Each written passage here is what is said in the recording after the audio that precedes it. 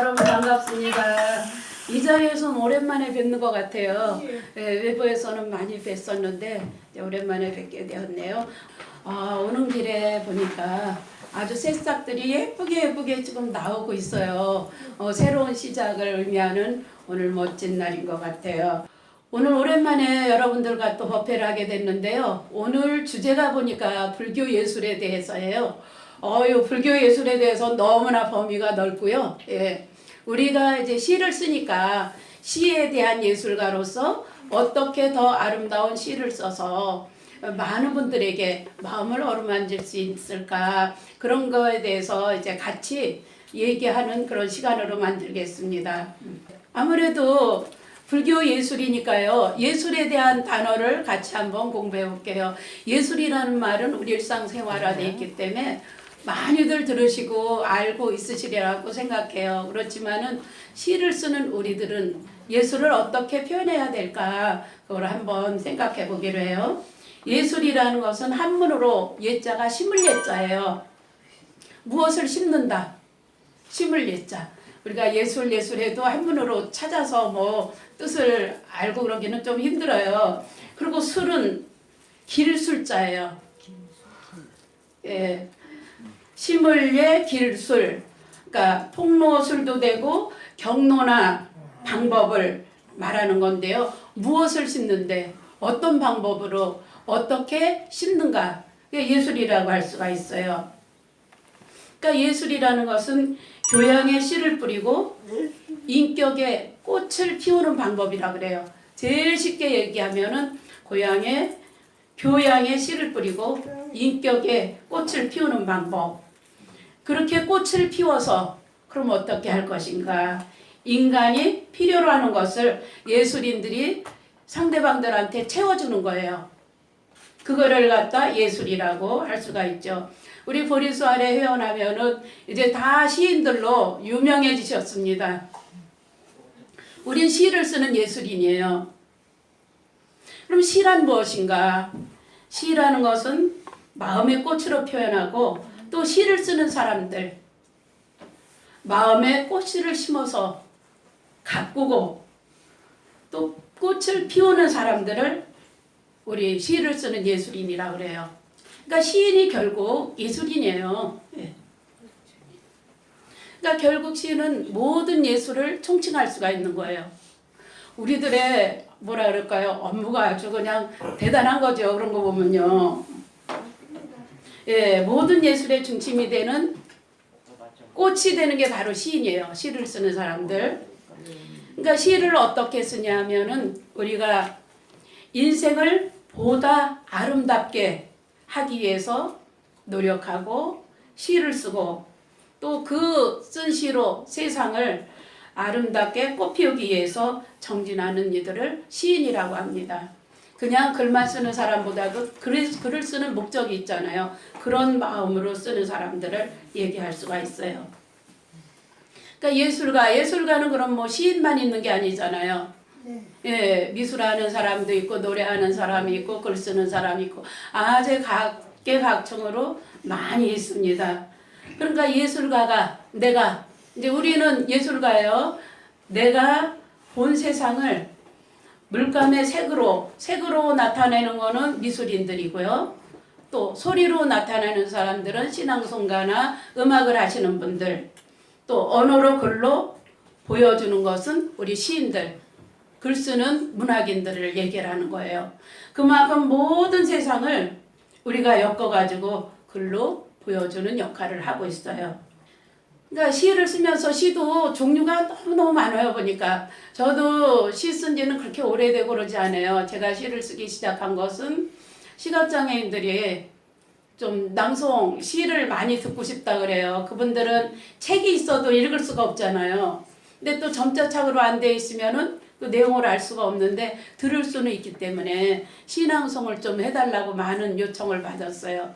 그래서 시를 낭송하다 보니까 시 한 편 한 편에 정말 우리 인생의 삶이 그대로 다 드러나 있더라고요.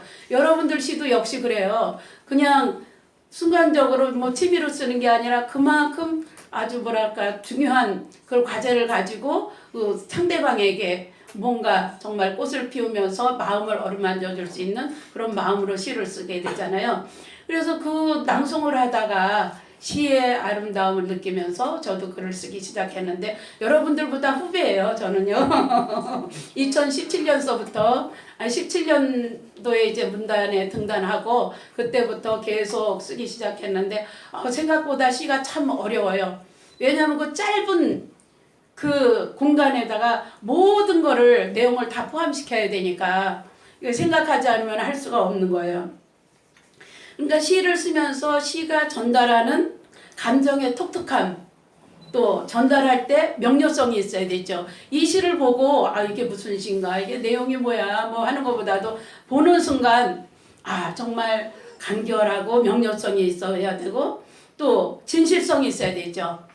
진실성으로 작가와 일치되는 글을 보는 모든 사람들이 만족감을 느낄 수 있어야지 되는 거죠. 그런 시를 우리가 이제 써야 돼요. 여러분들은 저의 다 선배님이고 또 우리 불교계에서 뿐이 아니라 우리 사회에서도 보리수 아래 시인들 시가 참 좋다고 많이 그런 얘기들을 하셔요. 그럴 때 저도 너무 기쁘고 여러분들과 함께하는 것도 너무너무 좋다 하는데 이제 앞으로는 예술가로서 더욱더 멋진 시를 써야 되지 않을까 이제 그런 생각을 하고 있어요. 그러니까 우리들의 시를 보고 의식적으로 일정한 외적 기초를 이용해서 자신이 체험한 감정들을 쓰기 때문에 다른 사람들이 그 감정에 몰입할 수 있어야 되는 거예요. 그리고 본인들이 그 감정을 체험할 수 있는 그런 내용의 시를 쓰는 게 참 중요하죠. 그래서 저도 처음에 다른 많은 시가 있고 우리 보니까 한용운 스님 시가 참 많더라고요. 예, 한용운 스님 시가 많은데 일반 시인 단체에서 한용운이 스님이라는 것도 모르는 분들이 참 많이 있어요. 근데 한용운 스님 시는 보면은 불교라는 단어를 요만큼도 안 달았어요. 전부 일반 단어로만 해놔가지고 뭐 스님인지 뭔지 그냥 다 한용운 시인 그렇게 얘기를 해요. 한용운 스님의 시도 멋있지만 제가 이제 낭송을 하면서 그 시각장애인들한테 좋은 시를 뽑아서 낭독을 하면서 제일 많이 감동을 받은 시가 그 치자꽃설화가 있어요. 예, 여러분들 다 아실 거예요. 예, 박규리 씨가 쓴 건데 그래서 그 시를 내가 읽고 낭송하면서 이 양반은 대체 누군데 이런 시를 썼을까 해보니까 동국대 선악과를 나왔더라고요. 저희가 다닐 때만 해도 선악과는 스님들만 다녔어요. 일반인들은 선악과에 입학할 수가 없었는데 선악과를 나오셨고 그리고 또 불교대학원에서 강의를 하시더라고요. 그러다 보니까 그 시가 더 매력적인 것 같아가지고 제가 오늘 한번 읽어드리려고 가지고 왔어요. 한번 들어보세요. 치자꽃 설화 박규리.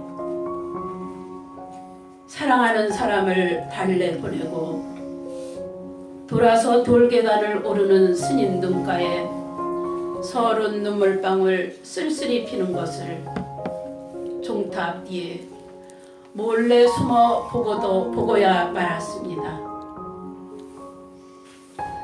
아무도 없는 법당문 하나만 열어놓고 기도하는 소리가 빗물에 우는 듯 들렸습니다.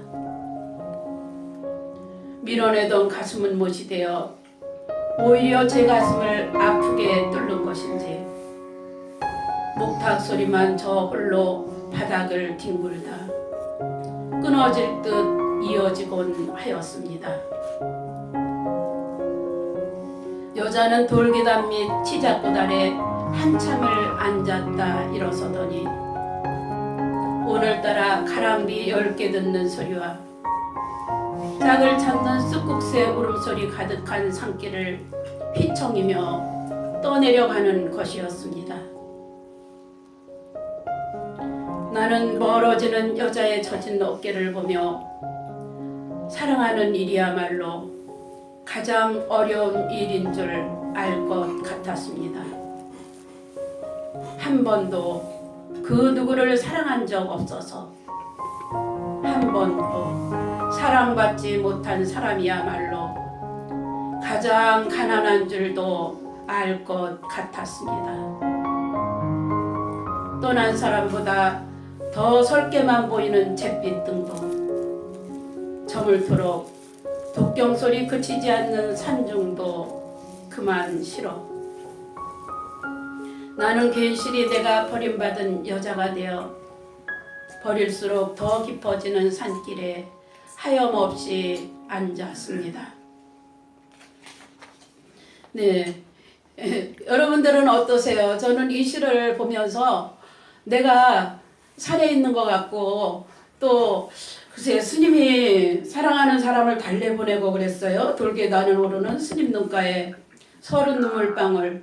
여기서 멋있는 게 이제 서른 눈물은 다 흘리는데 서른 눈물방울이 쓸쓸히 핀다고 안 그러잖아요. 우리는 슬픈 눈물 흐른다 그런 식으로 하는데 여기 박규리 시인은 보니까 쓸쓸히 피는 것을 몰래 숨어 보고야 말았습니다 그랬어요.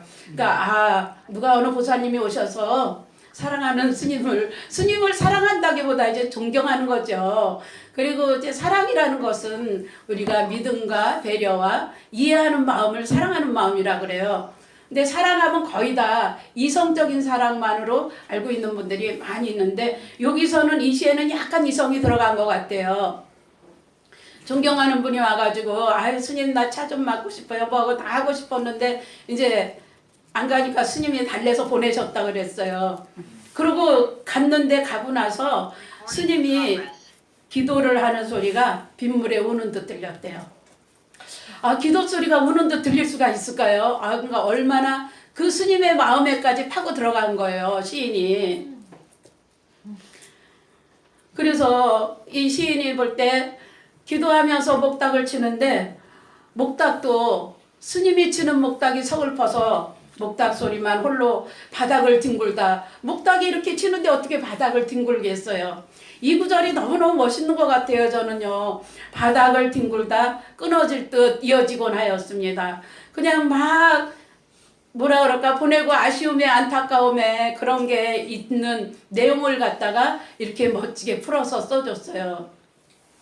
목닥은 스님이 손에서 들고 치기 때문에 목닥 소리가 바닥을 뒹굴 수가 없잖아요. 그래도 뒹굴면서 끊어질 듯 또 이어지고 하였습니다. 그렇게 돼 있어요. 그리고 또 제가 이 시에서 또 놀라는 것은 사랑하는 일이야말로 가장 어려운 일인 줄 알 것 같았습니다. 여러분들은 사랑하면서 어때요? 어렵게 생각하셔요?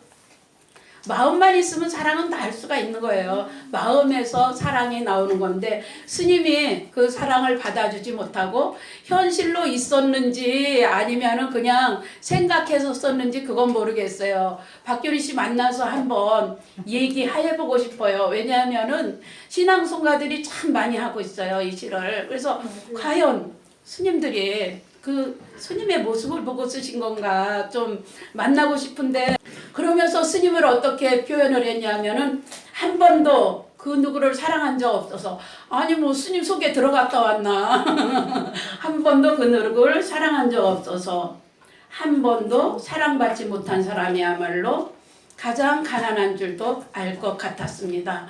이것도 참 멋있는 묘사예요. 보니까 여러분들도 다 이렇게 쓰실 수 있겠지만은 이렇게 써가지고 많이 발표를 해주셨으면 좋겠어요. 떠난 사람보다 또 산중에 가면은 등들이 있잖아요. 여기는 긴 뭐 계단도 있고 치자꽃도 있고 하다 보니까 좀 산중에 있는 사찰 같아요. 그 잿빛 등도 또 독경소리 그치지 않는 산중도 이제 본인도 싫어졌어요. 싫어서 자기도 버림받은 여자가 됐다. 그 여자가 떠나갔는데 자기가 버림받은 여자가 돼서 그냥 산길에 하염없이 앉았습니다. 그렇게 했는데 이 시가 다른 시도 많지만은 너무 좋은 것 같아요.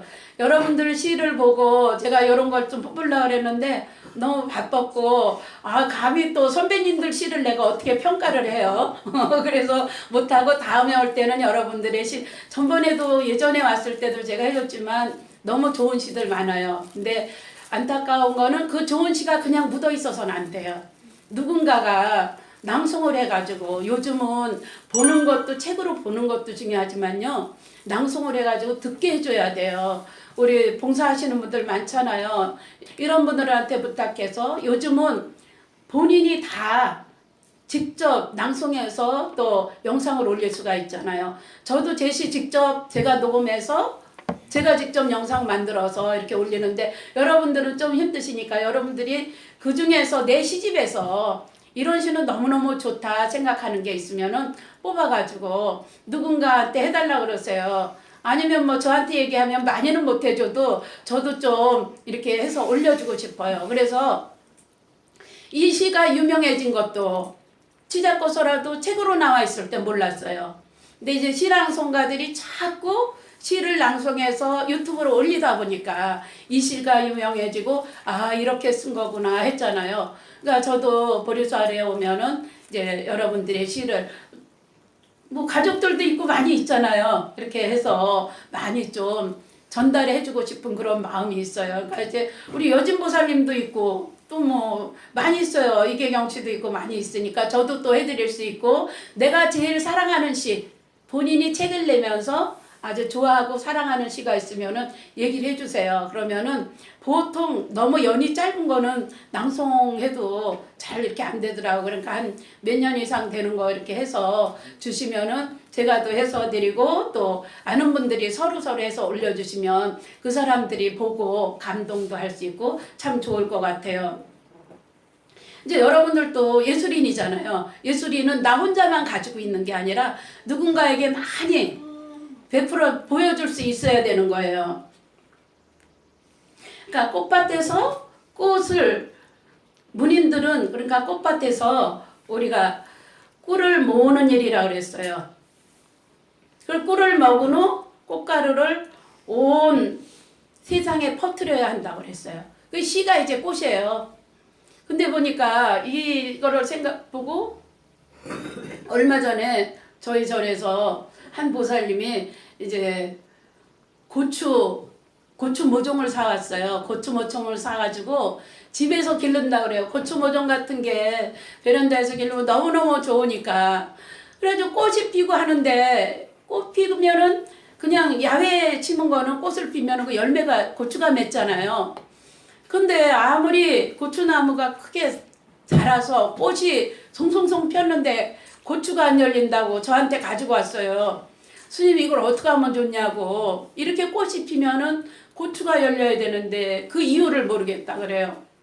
차라리 전화해서 그렇게 물어봤으면 제가 그 야외에다 베란다 밖으로 내놓으세요 했을 텐데 들고 왔더라고요. 들고 왔는데 그 꽃이 왜 안 피겠어요?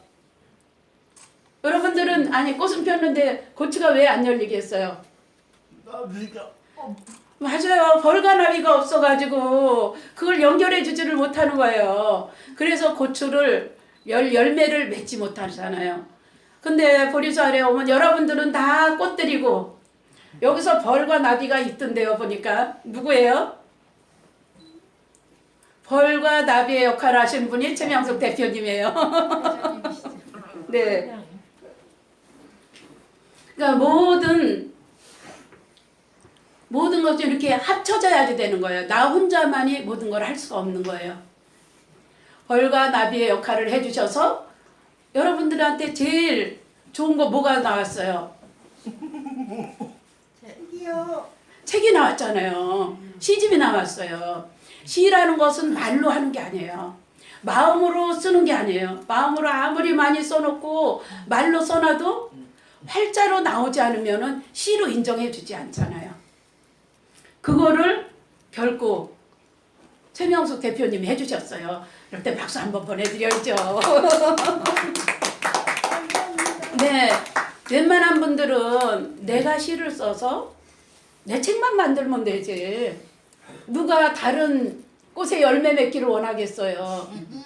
근데 그 어려운 여건 중에서도 여건 속에서도 다 가가지고 편집하고 뭐하고 다 해가지고 우리들한테 시집을 하나씩 다 안겨주셨어요. 너무너무나 이제 고마운 거죠. 이제 여러분들은 시집을 냈기 때문에 완벽한 이제 문인이 됐고 또 예술가가 됐고 그 하나로 끝나서는 또 안 되는 거죠. 시라는 것은 시인이라는 것은 항상 모든 일상생활에서 머리로 이제 생각을 해야 돼요. 항상 그러니까 이제 모든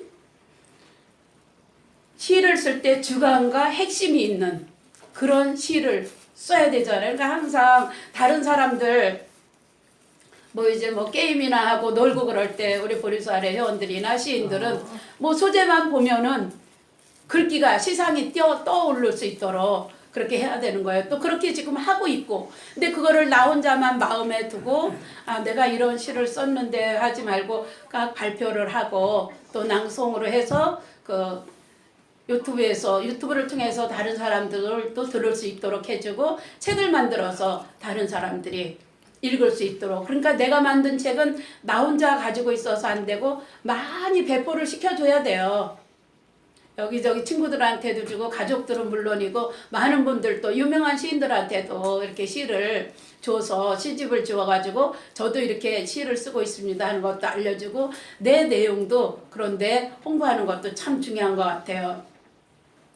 문학지 같은 데도 지금 문학지는 안 나가죠. 제가 예전에 시와 수상문학에 좀 내려고 그랬더니 원고가 안 들어서 못 냈어요. 국제문단이라고요. 예. 거기 일반 문학지에 네. 그쪽으로 등단도 좀 시키고 지속적으로 내고 있어요. 예. 그렇게 해서 문학지에도 다 내줘야 돼요. 왜냐면은 나중에 시화수상에도 네. 제가 시합에서 스님께 그러세요. 그러면은 너무 좋을 것 같아요. 그래서 제가 수상문학에도 얘기했더니 우리 대표님이 너무 좋다고 그냥 혼자 있는 것보다도 그리고 여러분들 시가 참 고급스러워요. 그러니까 고급스럽고 제가 책을 한번 최명숙 대표님 책을 줬더니 너무 좋아하시더라고요. 근데 그때 나는 이제 편집이 되는 줄 알았더니 안 들어왔어. 그 뒤로 못 했는데 다시 또 말씀드려가지고 우리 시도 실을 수 있도록. 근데 이제 문제는 뭐냐면 거기는 시를 내도 그 뭐라 그러죠? 원고료가 없어요. 원고료 생각하시지 말고 그냥 주셔요. 예. 원고료 같은 거 생각하지 말고. 예. 기회를 주시는 거 말고 저희가 예, 그래서 다른 여러 단체에도 이렇게 우리 시를 발표할 수 있는 그런 것 좀 있었으면 좋겠어요. 신앙송에는 매년 하는 행사지만 그건 또 우리들끼리 하는 행사잖아요. 그러니까 앞으로 해야 될 일은 올해는 유튜브 작업을 많이 해서 올릴 수 있도록 하고요. 그리고 이제 시를 쓰다 보면은 시는 제목이 얼굴이라 그랬어요. 제목을 보고 이게 뭐야 하고 읽고 싶은 마음이 생기도록 제목을 잘 써야 되고 마무리를 또 잘해야 돼요. 그래서 시의 제목이 작품을 대변한다 이렇게 돼 있어요. 어떤 시는 이렇게 보면은 그냥 제목도 없고 일기식으로 매일매일 있는 일 일기식으로 쓴 시도 참 많이 있더라고요. 뭐 산문시라고 하는데 그런 거는 집중이 잘 안 돼요. 여러분들이 쓰는 서정지 같은 것도 그렇고 그런데 이제 일단 제목이 50%를 먹고 가는 거니까 제목 멋지게 해서 이렇게 써주시면 좋겠어요. 제목 얘기하다 보니까 그 이성선 씨가 쓴 사랑하는 별 하나가 있어요. 사랑하는 별 하나.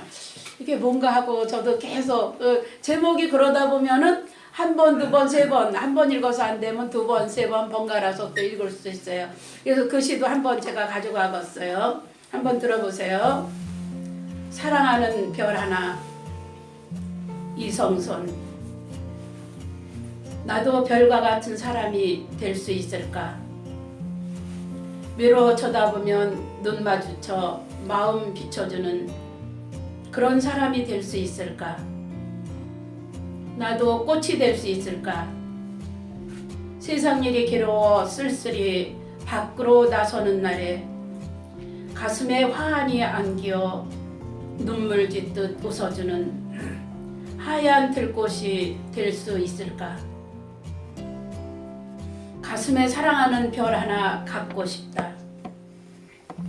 외로울 때 부르면 다가오는 별 하나를 갖고 싶다.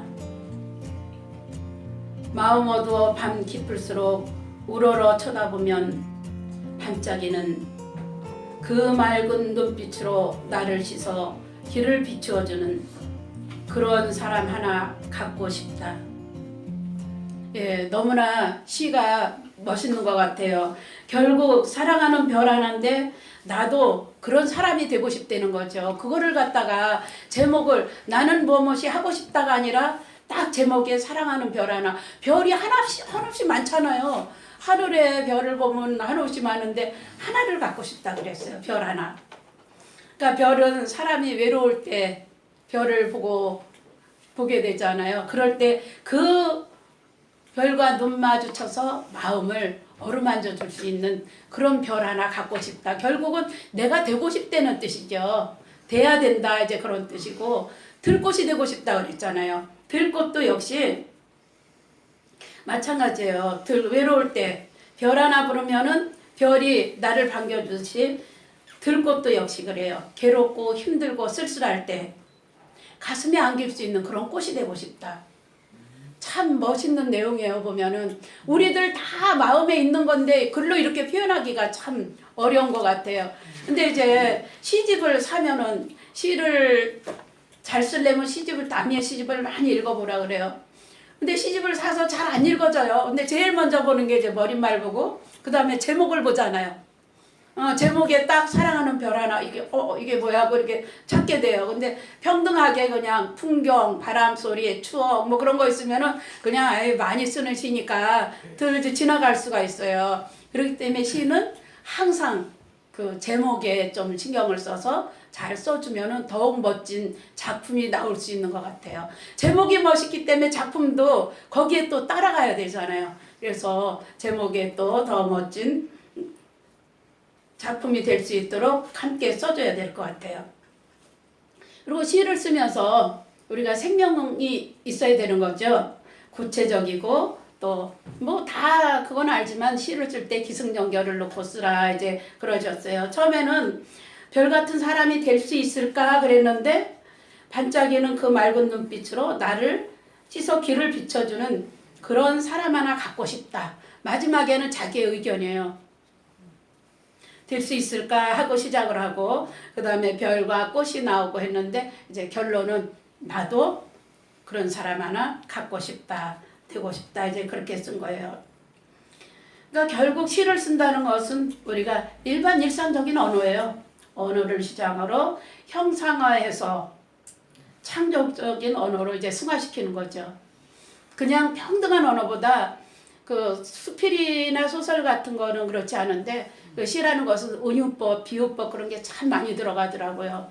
이렇게 시를 쓰다가 이제 갑자기 저도 어디서 좀 수필을 연재해달라고 해가지고 써가지고 선생님한테 한번 보여드렸더니 시 쓰는 식으로 또 수필은 쓰면 안 된대요. 은유법이나 수필은 있는 그대로를 써야 되는데 시 쓰던 습관이 있으니까 막 바람이 나에게 부른다 그런 거 절대 쓰지 말라 그러시더라고요. 바람이 언제 불렀냐고 막 그러고 바람이 노래한다 그랬더니 바람이 불지 무슨 노래하냐고. 시에서는 그거를 그렇게 써야 되는데 일반 글 쓸 때는 그렇게 쓰지 말라고 그래요.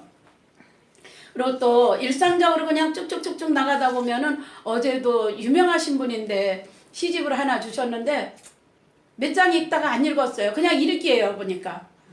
문학 등단하셨냐 그랬더니 등단은 안 하고 그냥 그분은 소설을 등단하셨는데 소설 쓰는 식으로 이분은 또 시를 쓰셨더라고요. 그러다 보니까 뭐 전부 막 시에 맞춤법 같은 것도 다 써놓고 대화식으로 다 해놓고 여러 가지 산문시가 있는데 너무 길게 막 줄줄 나가고 그러니까 보다가 그냥 끊어지고 안 읽어져요.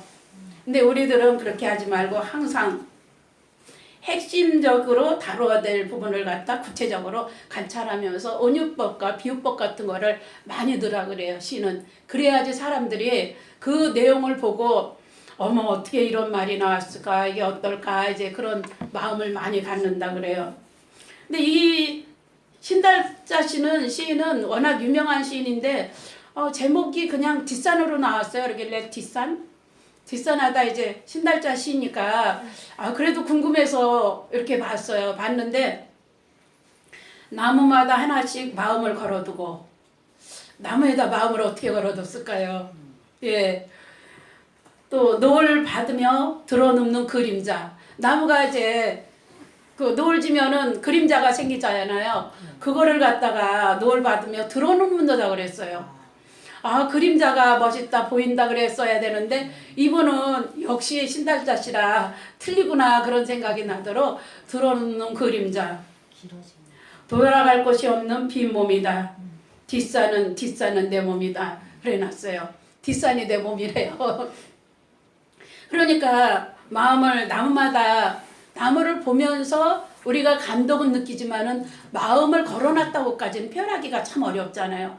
너무 멋있는 것 같아요. 나는 이거를 좀 따서 하고 싶은데 남의 시고 이거 어떻게 해서 어떻게 붙여야 될지 한 년 정도는 아니 한 줄은 절대 안 돼도 뭐 몇 단어 같은 건 괜찮대요.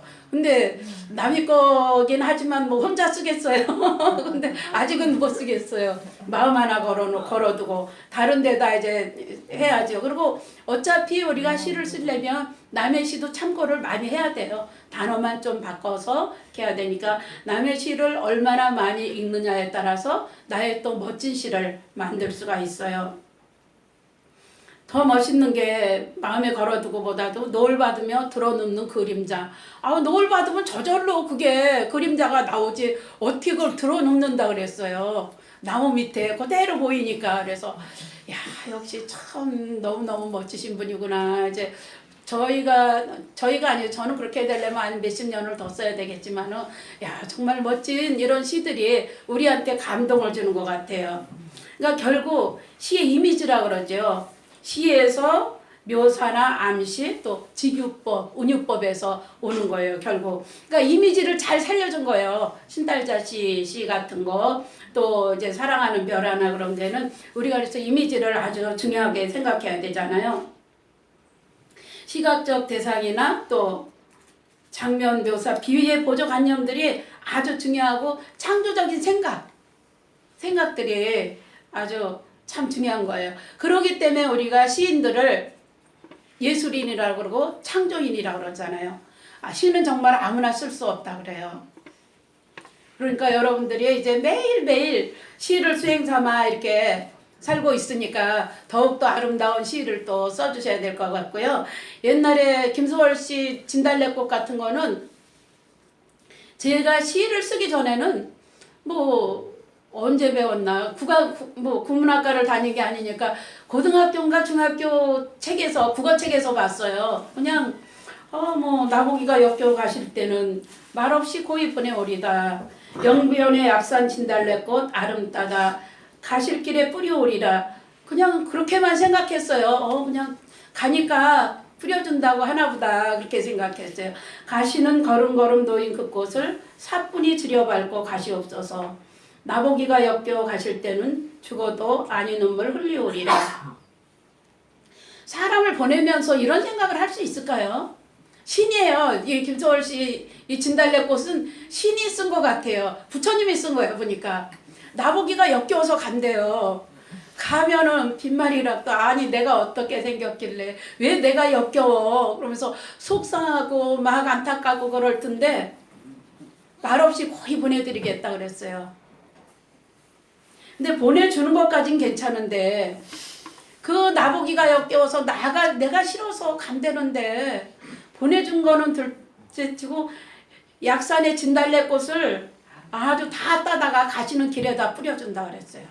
아유 우리가 이런 시 쓸 수 있을까요? 한번 이런 시 쓸 수 있도록 노력해 보세요. 그리고 그 꽃을 들여밟고 가라 그랬어요. 참 한번 뵙고 싶은 마음도 생겨요. 어떻게 이런 시가 나왔을까? 어떤 마음이었기 때문에 시라는 것은 마음에서 나오는 거잖아요. 근데 분명히 역겨워서 간다 그랬단 말이에요. 역겨워서 가는데 그 약산에서 진달래꽃을 한아름 따다가 뿌려주고 죽어도 아닌 눈물 흘린다 그랬어요. 역겨워서 가니까 뭐 사랑해서 가든지 역겨워서 가든지 죽어도 아닌 눈물 흘리오리라 그랬어요. 이게 이제 다른 깊은 뜻이 또 있겠지만 나라를 사랑하고 뭐를 하는 이제 그런 깊은 뜻이 있겠지만 시어로만 보면은 너무 정말 아름다운 시라고 할 수가 있어요. 그리고 시를 쓸 때는 진짜 꽃의 색깔 같은 거 진달래꽃이 핑크색이잖아요. 예, 엷은 사랑 같은 거를 나타내는 거고 뭐 국화 같은 거 무명장 꽃말 같은 거 색깔 같은 것 좀 우리가 많이 알아야겠더라고요. 노란색은 지혜를 상징하는 그런 것도 있고 그러기 때문에 그러니까 이 떠나는 임에 대한 원망과 슬픔인데 그런 단어는 하나도 볼 수가 없어요. 그래도 이 시를 보면 어머 떠나시는구나, 가셨구나, 가시는 길에 이렇게 해줬구나, 그런 거를 느낄 수 있어요. 그리고 임에게 자신을, 떠나는 임이지만 자신을 헌신하려고 하는 그런 순종의 상징이 보일 수가 있어요. 여러분들도 내 곁을 떠난다고 하면은 거기서 딱 등 돌려서 배반하시지 말고 이렇게 항상 순종의 상징이 될 수 있도록 정말 예쁜 뭐 꽃다발을 주든지, 약산의 진달래까지는 못 따도 그냥 못 따서 뿌려도 꽃수약도 전달하고 마음으로 이런 마음을 가지고 있는 게 진짜 시인인 것 같아요. 결국 우리 시인 예술인이기 때문에 또 이런 시를 쓸 수가 있는 거죠. 우리는 이제 불자 시인이고 불자 예술인이에요. 그러다 보니까 이제 소재 같은 것도 그렇고 좀 아무래도 선행에 대한 시도 많이 써야겠죠. 근데 선행도 뭐 거기다가 착하다, 뭐하다, 선하다 그런 내용보다 이런 식으로 써주는 거예요. 그리고 효에 대한 내용도 참 필요한 것 같아요. 거기서 꼭 뭐 시에다가 효를 한다 그런 내용 없어도 사람들이 보고 어머니를 그리면서 뭐 참여하는 그런 내용 같은 것도, 그런 것도 효에 대한 거잖아요. 사람들이 보고 아 이렇구나 실천할 수 있도록 그런 내용을 써주는 게 참 좋은 것 같아요. 제가 처음 시를 배울 때는 그냥 내 맘대로 쓰는 것보다도 좀 어디서 배워야 되겠다 해가지고 우리 스님한테 배웠는데, 그분은 불교 포교사셨어요. 불교 방송 개국하면서부터 포교사로 활동하시고 유명한 기자였었는데 지금은 이제 작년 재작년에 가셨어요. 근데 그분이 하시는 말씀이 불자이지만 스님이지만 거기다가 불교라는 단어 같은 거, 불교 용어 많이 넣지 말라고 그러시더라고요. 저절로 우리가 그냥 편안한 불교라는 단어를 안 넣어도 그 시에서 자비심이 나오고 모든 걸 부처님이 보일 수 있도록 그런 시를 쓰라고 하는데 너무너무 어려워요, 그거는. 그래서 우리가 아우 그런 게 어딨냐고 어렵다고 하고 그랬는데, 그거는 선생님들마다 또 다 틀려요. 어떤 분은 스님이기 때문에 거기다 뭐 불교 뭐니 다 써도 된다 하는데, 이제 처음에 선생님이 말씀하신 거 보니까 종교에 갈등이 있는 사람들이 있다는 거죠. 시를 좋아하는데 종교색이 너무 짙다 보면은 잘 안 읽으려고 할 수도 있고, 내가 멋지게 썼는데 스님과 부처님과 뭐 그런 게 자꾸 나오면은 다른 종교인들이 보다가 아이 그냥 안 볼 수도 있고, 그러니까 한 명한테라도 더 읽히게 하려면은 그런 종교를 초월해서 시를 쓰고, 그 내막에는 당연히 선행과 효라는 그 사상이 숨어 있게 써야 된다, 이제 그런 말씀을 하시고, 저도 보면 그런 게 이렇게 나타나요. 그래서 그런 식으로 써주는 게, 우린 또 불교 예술인들이잖아요. 일반 미술 하시는 분들은 뭐 부처님을 조각하고 탱화를 그리고 하지만 저희는 글로 써야 되잖아요. 글로 써야 되니까 그런 주제를 중점적으로 해서 시어를 중점적으로 해서 쓰다 보면은 저절로 우리는 불교 포교도 할 수 있는 길이 열릴 수 있는 것 같아요. 그리고 이제 스님들의 시집도 이렇게 제가 많이 이렇게 보고 그랬는데 정말 완전 법문집으로 써주신 스님들도 많이 있어요. 그러다 보면 불자들은 좋은데 일반인들이 약간 거부하는 거 있고, 그러니까 여러분들은 이제 그런 거를 좀 생각해서 많이 안 넣어도 몇 개 정도는 넣어도 되는데 너무너무 그냥 불교 용어로 번복해 놓은 거를 많이 봤어요. 그래서 그런 말씀도 맞는구나 이제 그렇게 생각을 하고 있어요. 그래서 많은 분들이 내 시를 보고 마음을 어루만질 수 있는 그런 역할을 우리가 해줘야 되는 거죠. 그리고 예전에는 보니까 어느 날부터 우리가 보니까 시가 문예 창작으로 됐더라고요. 네. 옛날엔 문학과였었어요. 국문학과였었는데 학과가 바뀌었다 그래요. 그것도 몰랐어요. 우리 잘 아는 분이 같이 시를 쓰다가 사이버 대학에 들어갔다고 무슨 과 갔냐 그랬더니 문예창작과로 갔다고, 이제 시를 쓰면서 좀 이론을 더 배우고 싶어서 갔다고 그랬는데 국문학과, 문학과 그런 게 다 없어지고 문예창작으로, 문화예술이에요. 그러니까 문학예술. 그만큼 시의 범위가 많이 넓어진 거죠. 그리고 우리 시를 낭송해주는 분들, 또 시를 노래로 만들어서 노래를 불러주는 분들, 그런 분들도 다 예술인이에요. 그래도 우리 보리스 아래도 그렇고 저도 그렇고 노래로 많이 만들어졌어요. 그것도 역시 우리 보리수라 대표님이 아니었으면은 과연 할 수 있었을까? 예, 우리의 벌과 나비가 되셔가지고 그런 거를 미리 다 아셨기 때문에 일반인들은 뭐 무슨 노래로 그거를 만드냐 그러는 분들도 있어요. 그리고 일반인들이 노래 만들려면요 일단은 돈이 없어서 못해요. 하나 만드는데 몇백만 원씩 들어간대요. 근데 그런 거를 다 초월해서 이렇게 해주시고 있잖아요. 그 노래를 첫 번째는 내가 제일 많이 들어야 되고 만들어만 놓으면 뭐예요? 많이 들으면서 많은 사람한테 보내줘야 돼요. 보내주고 자꾸 아이 내 거라서 내 시라서 내가 좀 부끄러워 그러시지 말고 저도 그랬어요. 누가 노래 듣고 싶다 그러면은 안 보내주고 막 그랬는데 이제는 그럴 필요 없어요. 내가 자꾸 해야 되고 불교 방송 같은 데도 아니면 일반 방송에도 그 신청곡 받는 데 있더라고요. 그런 데다가 전화를 해서 내가 못하면은 옆에 친구한테 부탁해가지고 그런 시 좀 듣고 싶다 노래 듣고 싶다 그러면 틀어줘요. 그러면서 누구누구가 이렇게 쓴 겁니다 얘기해주면 좋아요. 그러니까 많은 분들이 들을 수 있도록 그러니까 결국 우리가 시를 쓰고 시를 낭송하고 또 노래를 듣고 하는 것도 다 이타액이라고 그랬잖아요. 나만을 위한 게 아니라 상대방과 함께 하는 거예요. 상대방을 위해서라고도 할 수가 있어요. 그리고 시 창작, 시를 쓰고 낭송하고 또 하는 사람들은 순수하고 맑은 마음 가진 사람만이 가능하다고 그랬어요. 정말 올 때마다 느끼지만 우리 보리수 아래 회장님을 비롯해서 여러분들이 한 줄 한 줄 시를 쓰면서 수행의 지표로 삼고 있으니까 얼마나 많은 사람들에게 감동을 안겨줄 수 있겠어요. 우리 모두 이제 여러분들이 있어서 저도 행복하고 또 제가 있어서 여러분들도 행복하고 우리가 하나가 돼서 마음에 꽃씨를 뿌리고 이제 꽃을 피우면 대표님이 꿀로 이제 다 열매를 맺어주시고 그러는 시인이 되었으면 우리 불자 모임들이 되었으면 좋겠습니다. 정말 아름다운 시로 아름다운 꽃을 웃음꽃이 활짝 피는 그런 행복한 날 우리 만들어가기를 약속하죠. 네. 제가 선생님 시 중에서 좋아하는 시가 있거든요. 네. 하얀 고무신에 대한 시 있잖아요. 아 하얀 고무신이요? 예. 그걸 좀 한번 낭송해 주세요. 선생님. 예. 하얀 고무신은 제가 이제 나는 늙는다고 생각 안 했어요. 이제 한갑이 되면서 나를 이렇게 돌아봤어요. 돌아봤더니 그러면서 절에 갔는데 하얀 고무신이 싹 들어있어요. 우리는 출가하면은 누구나 다 흰 고무신을 신어야 돼요. 근데 고무신이 신발로만 신는다고 생각을 했는데 이거 시를 쓰면서 공부하면서부터 이 고무신이라는 것은 우리가 마음 닦는 거예요. 정진을 나타내는 거예요. 때가 묻어가지고 더러우면은 그 고무신을 신을 수가 없잖아요.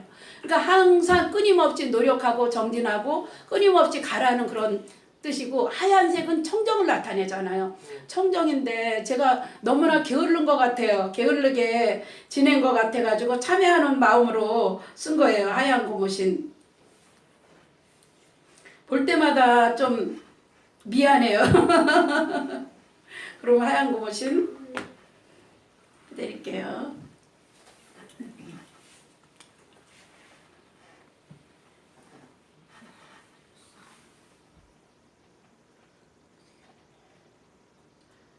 하얀 고무신 처음처럼 하얀 마음 찾아서 머나먼 길을 걷고 또 걷는다. 땀과 눈물로 치든 때 마음으로 씻어내며 끝없는 길을 걷고 또 걷는다. 혼자 가는 외로움, 빗물에 스며드는 험난한 길, 달빛으로 꿰매어 뱃도리에 놓으니 바람에 낙엽 한 입 들어앉는다.